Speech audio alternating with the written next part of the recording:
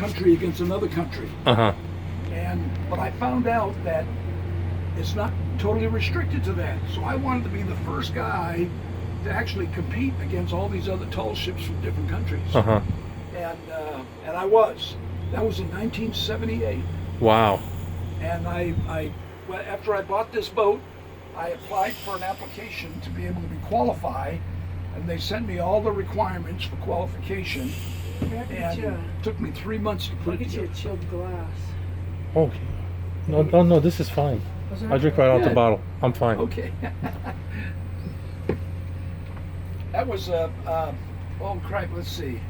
It was a 6,000 mile race, and it took almost 8 months to do the whole thing, you know. From San Francisco to Hawaii, and from Hawaii to Canada, Wow. and then Canada all the way down the west coast of California. And of course there were stops and parties and celebrations at every port, you know, as we were going along. But that was another great adventure, and my kids all went with me on that one too. Wow. As did On the my 106 foot boat? Yeah. Wow. Yeah, we actually were living on board in Sausalito, California, Wow. as we were putting it all together. Uh-huh. The interesting thing about it is one of the requirements was you could bring your own family members, of course, but you couldn't have any experienced sailors with you, and you had to have teenagers. So in our case, for our size of a boat, we had to have 16 inexperienced teenagers as crew members. Jesus. Half boys and half girls. Now there was the challenge. Who cooked in the galley?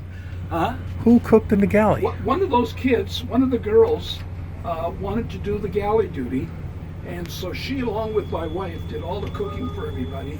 Wow. And we put it together, and I'll tell you, they were the greatest bunch of kids. You know, one thing I learned on that adventure is that when the chips are down and the weather was lousy and everybody's feeling seasick, you know, which hit us out in the middle of the Pacific, it was the girls that always came through for me, not the boys.